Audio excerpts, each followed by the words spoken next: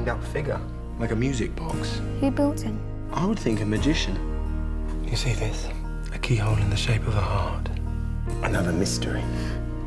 I have to ask you, you know, I think you have mastered 3D. I think what you've done here with 3D is some of the most beautiful things I've ever seen in my life. If you could, hypothetically, go back in your career... I knew you were going to say yeah. ...and shoot one of your films in 3D, what would it be and why? Only one? Oh, yep. You know, I like 3D so much. I was just, all these years, and back in the 50s to the early 50s, I saw all of them. I was 11 years old, and I loved 3D stills, stereoscopic views. So, I mean, for me, what would you think? What would it be? Would it be, Taxi Driver would be very intense. Why? What particular element? Well, the element there is the actor. And of course, Schrader's script. But I found that the 3D here in this film, whether it's Sir Ben or Asa, by bringing the actor a little forward, and somehow it almost becomes like I would say, a moving sculpture, a dancing sculpture in a way. You feel you see everything. You get more of a view, like being with the person, next to the person. And I think, certainly for a limited audience, it's not for everybody, Taxi Driver, certainly, but the performances in that picture would have been fascinating, particularly the confrontational aspect of his character in The Mirror, for example, or obviously Aviator. Leo DiCaprio is Howard Hughes in Aviator. That would lend itself immediately. They should just convert it if there's Warner's and Miramax, I guess it was at the time. Just take it. I think, you know, but I think it's part of just the natural. It's the way we are. I mean, when movies first started, you had when it first started, everybody wanted sound, color, widescreen, and depth. And we got the first three, and they've been trying like mad for years. Way back in the teens and the 20s, Lumiere brothers had films in 3D, just been restored. And people have been trying. It's the technology and what it costs to show and exhibit. And it goes back and forth and back and forth. Color finally settled in, but it was never taken seriously. Never, until 1935, and even then only for musicals, westerns, comedies, that sort of thing, until 1970. 1970, every picture had to be made in color, and that's why it was a real problem to get Raging Bull made in black and white by 79. There were only a few pictures in the 70s that were in black and white, and they were all hits, Lenny and Paper Moon and Last Picture Show, you know, so we wrote on that, so those worked out. Let us do it in black and white, you know, but in any event, why not then think further, and it isn't as if you're doing something that's you're trying to recreate, you're telling a story, recreating life in a way. Whatever the aspect is, whether you're Andrei Tarkovsky or you're, you know, Jim Cameron, you're telling a story to an audience.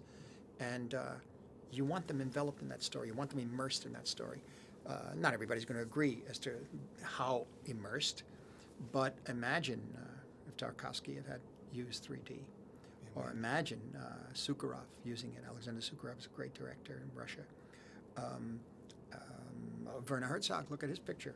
The cave, the one he did in the caves. Wim Wenders doing the one on Pina Bausch. So there are ways to use 3D that is to make it natural, because it is part of our world. For the most part, most people see with depth. Why exclude it from the narrative vocabulary?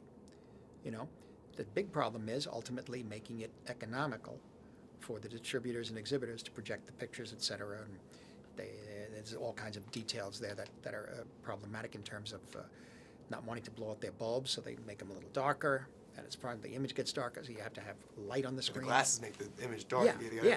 But that's why the pictures. That's why you need more light in the projector bulb. Right. So if everybody work together, you know, we might be able to work it out so they can afford new bulbs, and you don't charge the audience for it, and we can make these pictures that using depth as a natural element. And of course the development too of flexible equipment, which is already there, much more than what we had, and possibly, well, it's being worked on right now, but the impression of 3D without glasses. Yeah, it was an honor to meet you, by the way. They wrapped me up. I fixed the... It was a fire. You're coming with me.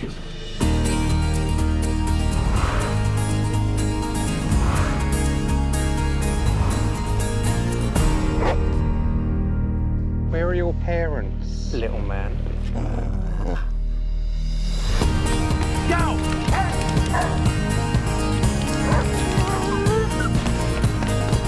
Hey! Move aside! Move aside! Move!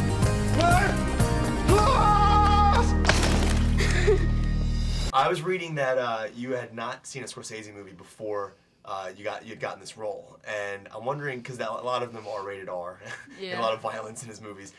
Which ones have you now seen? I've seen Shutter Island and The Departed and The Aviator, King of Comedy, various, but most of his best I haven't seen because they're R-rated for adults. Yeah. So you basically have the best excuse ever, because when I was your age, I couldn't watch any R-rated movies, but since you're in a Scorsese movie, it's totally cool for you to watch all the R-rated movies. I mentioned this to you outside, like, you're how old are you? Like, 14. Okay, so you're still in school, so talk about, like, being on set, when you're actually going to shoot these scenes, you have schoolwork, does that come first? I mean, what comes first here, like acting or schoolwork? It's difficult, sort of, it depends. It's a good question. I've never been asked that. But yeah, it's school when I'm not filming, but occasionally when it's a really tough scene, I would have to miss out on education to really prep myself for it. Who are you? Hugo. Where do you live? Is it a secret? Yes. Oh, good. I love secrets. So you're all alone? Not completely. Where did you get this? Why would my key fit into your father's machine? Do you want to have an adventure? Stop that child! Apprehend! It's drawing. I think it's a message from my father. Now your character's dealing with this fact that he's lost his purpose and he's broken, and he has to find his way back to realizing who he is. Well, he does have to. He doesn't want to. He doesn't That's want the to, trouble.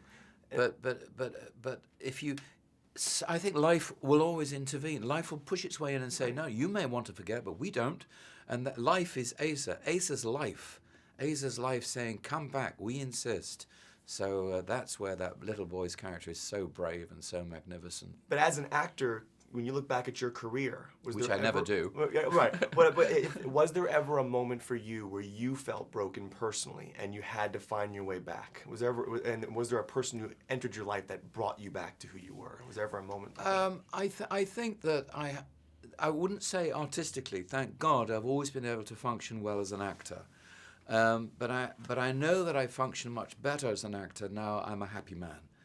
But I haven't always been, and there have been struggles personally that I know have lost dimensions in my work, and I don't agree with the people who say artists have to work from pain. They don't. It's much better to work from happiness. It's a much richer life, creative life.